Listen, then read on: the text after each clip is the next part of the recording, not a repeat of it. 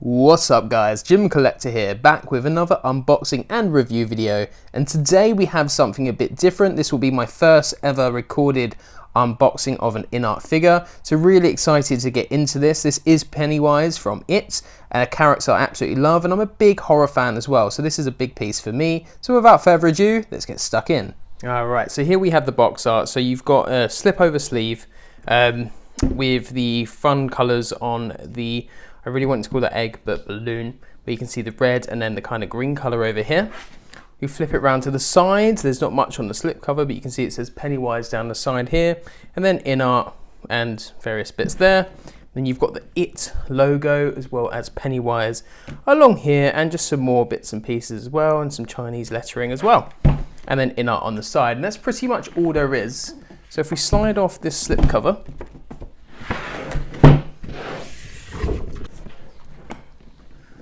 that then shows us a bit more of this Pennywise photo, and you can see this is the alternative head as well, rather than the standard head they have. This then flips open. Oh, I've got it upside down, so we want it this way.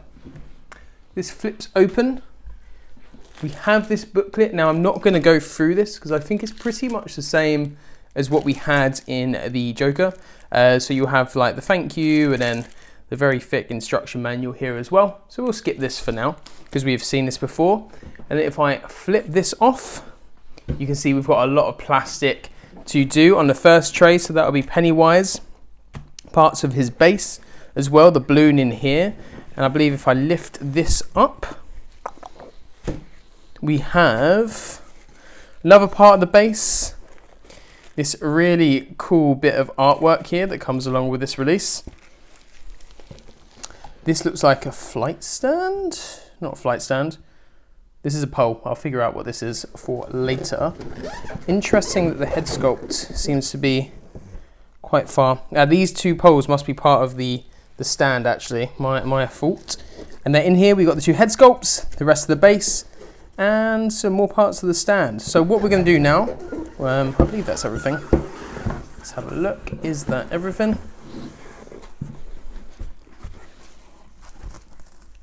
Yep, that is absolutely everything. So what we'll do now is we're going to take off all the plastic bit, and I'll kind of get all the pieces laid out on the table. Catch you in just a sec. Alright, so before we get to the body and the head sculpts, we'll take a look at all the accessories. And as you can see, it looks like he comes with quite a lot of accessories, but the actual accessories with the figure, there's not that much. There are a lot of pieces in this which are really, really nice. Don't get me wrong, I'm not bashing on this at all. So what we'll do is we'll start with, I won't call them accessories, they're extras first. And the extras really are these pieces of paper around the side, apart from this one. So we do have the Derry Town map, which is very nicely done. It's blank on the back, all of these are. But this is nicely done. It's a cool little piece. It's a good little display piece if you want to have a full-on Stephen King It display, which is good to have. You have a smaller version of the map here as well. Yeah, that is definitely the same map. So yeah, smaller version here. This is all just focused on the sewer system. So I say it's a town map. It's actually a sewer map, really. Then we have the old photo of the house as well, which again, nice quality. It feels and it looks like a real photo as well. And again, plain on the back. And then I love this. We have this, the fantastic Torrance Family Circus, Derry, Musgrave Park, August 7th, 8 PM, The Dancing Clown. So no, this is nice. I like the retro vibe of this. Obviously, this feels like a prop right out of the movie, which is good. Again, nothing on the back, but the print on front is really nice, and it's just a nice extra display piece to get. Next, we'll move on to, we'll go for this. So you get two extra buttons, which I really like. If you ruin the buttons that are already on the figure, if they fall off, you do something to them, you have two spares, which is nice to see. This is the backboard for the display. So you've got the fire, like at the end of the film here, and then you have the creepy clown display as well. The print on this is okay. It's better than those cardboard pieces we get from Hot Toys, and this is actual wood again as well, rather than just a flimsy cardboard cutout. See, so it's got some nice sturdiness to it, which I really like that they've done that. We then have lots of pieces of the base, but I'll start off with the hands. So we do have a selection of hands. I'm not going to spend a lot of time going through these. We do have one clawed hand here, which is really nicely done. You can get a good look on that. The paint works good. It looks like a gloved hand, which is nice. You can see all the crease marks and such on here. So it's a nicely done piece.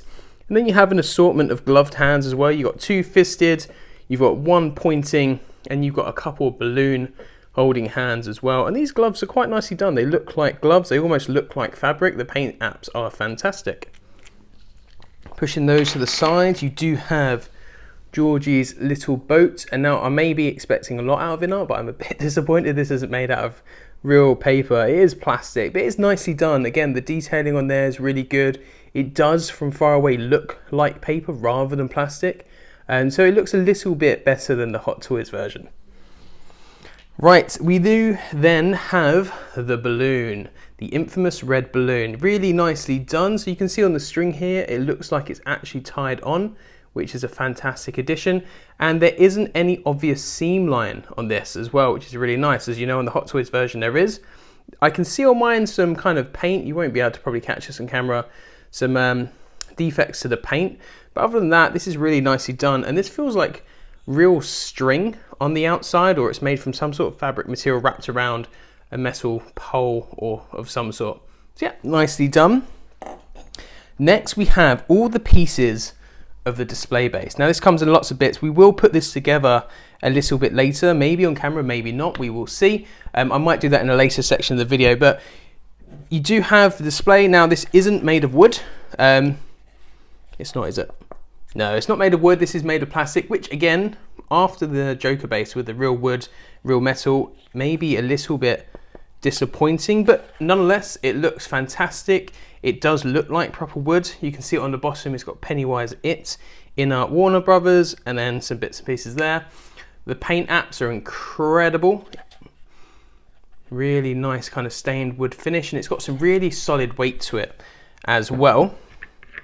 This is the top piece of the display with the hanging curtain as well, which drapes on down. Again, real fabric, really nicely done. Really, really sadly like the curtain rod. Real metal on this bit here, I believe, or at least the rungs are. This might be, it's hard to tell. I think that's real metal on the curtain rail. The curtains are quite nice as well. They've got some ribbon around here which you can untie as well to make them drape a little bit better, but really nice addition. Ugh.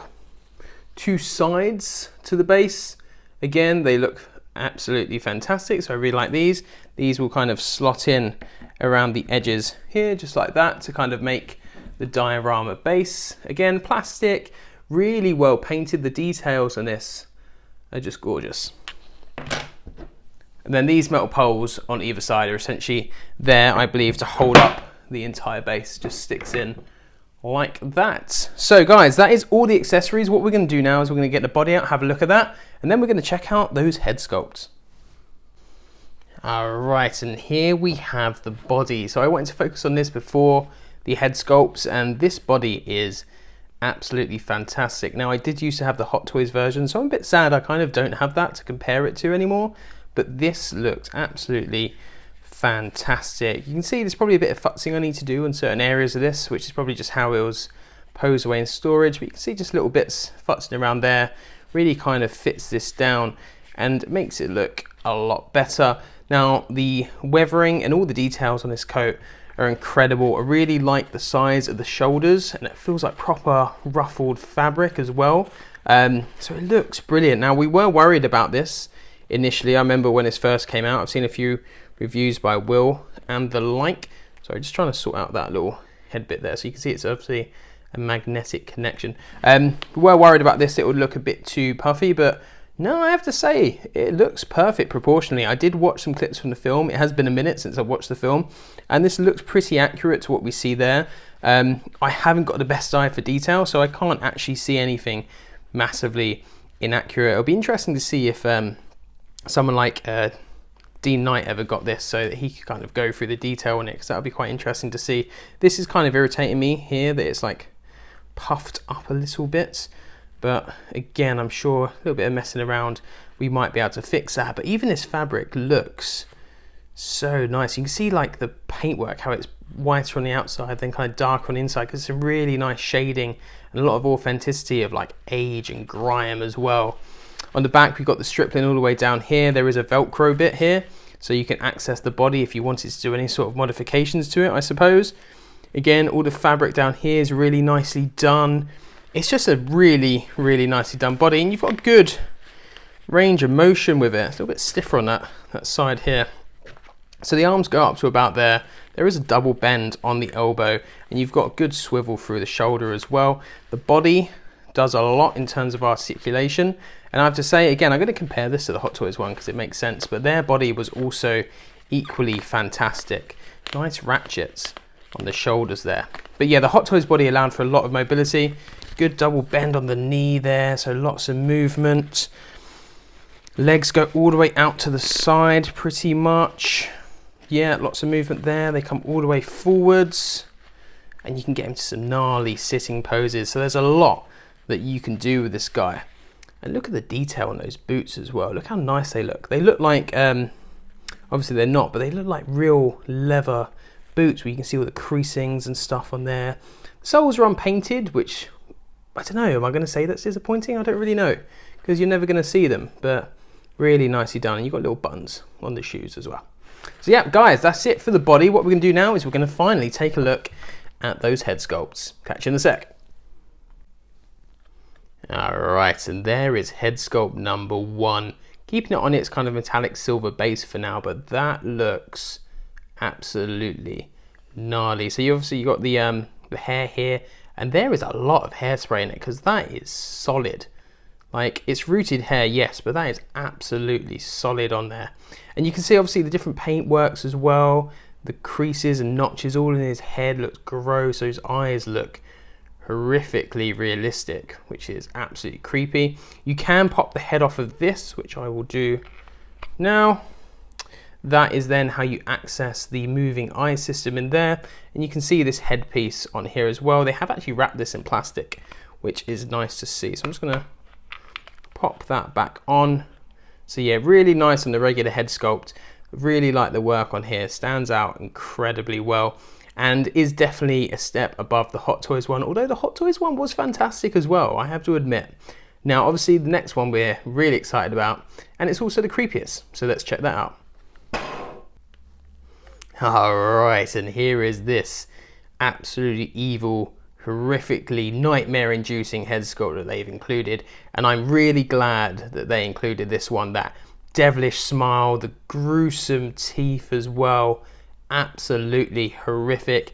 And again, the rooted hair, very similar to what we've seen on the Joker, so it's nicely done, looks really good, and you can futz around with it as well, but they've used, it feels like more hairspray in this one. It's a lot more solid, so I don't know if they just learnt from that, but that is fantastic. You can see the eyes are a bit crossway, and again, if I pop this off the top, there is that kind of moving eye system as well.